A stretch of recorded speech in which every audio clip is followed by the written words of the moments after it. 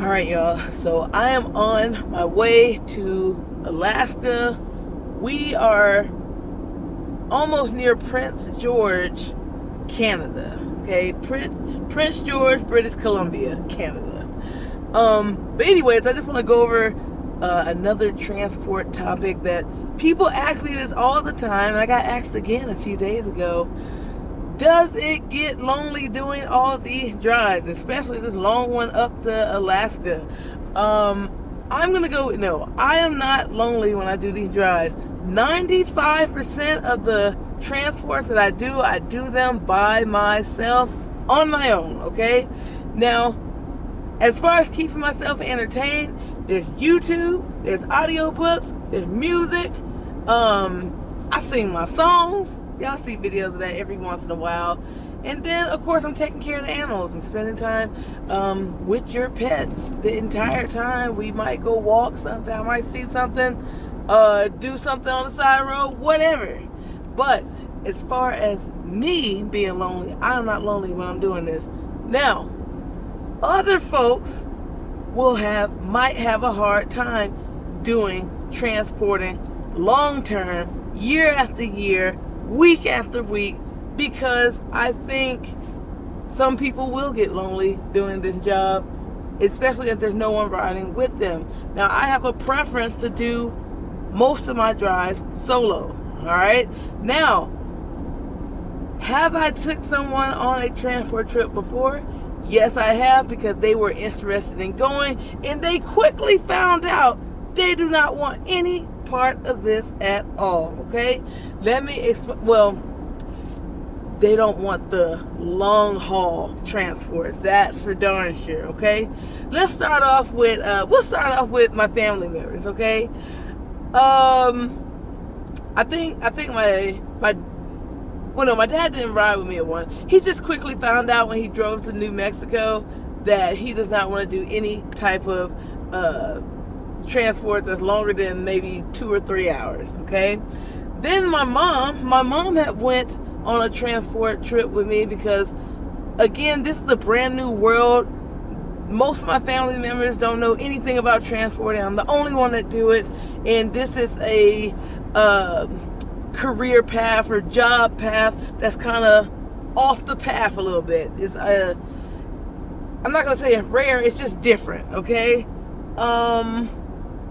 But yeah, here's what I'll say. If you are in a confined space, like a vehicle, for a very long time, hours after hour, week after week, some people will get sick on the trip very quickly. Either it's going to be motion sickness, or it's just your mind does crazy stuff.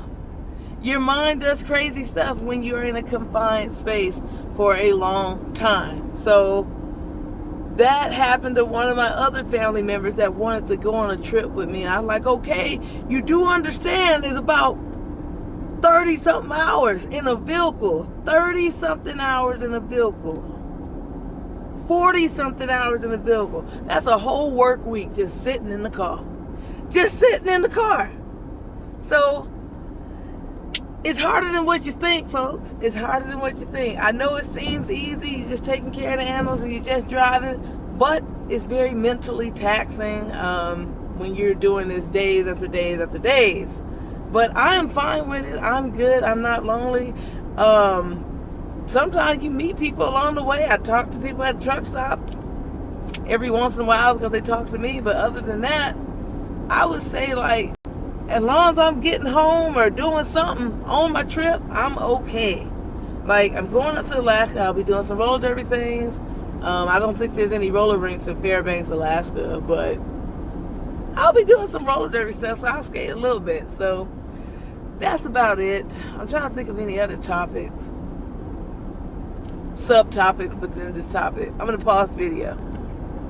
Oh, I also forgot about the one family member that went on a trip that was about 20 hours with me, and they quickly said that they will never do this again. They will never do that again.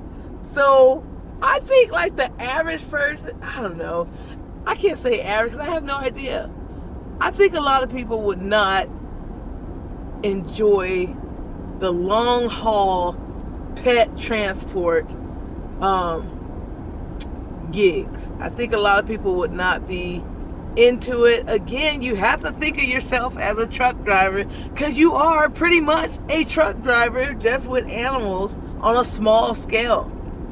But anyways, until I come up with another transport topic, see you later. Okay, so when I was talking about confined spaces and people getting sick, I was talking about claustrophobia. Okay, now, if I said it wrong, oh well. Claustrophobia. Some people get claustrophobic in a small car. Well, I'm not in a small car. I'm in a big van, but not a big van, but you know, Chrysler Pacifica, good enough. Yeah, some people get very claustrophobic in a confined space, even if it's a van or an SUV or a car, and sitting in the car for that many hours. Sometimes they have to take a break, okay? Like,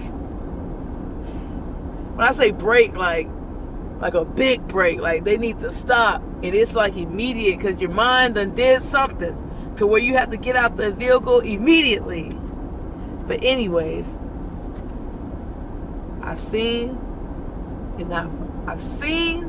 and experienced all kinds of things out here on these roads, okay?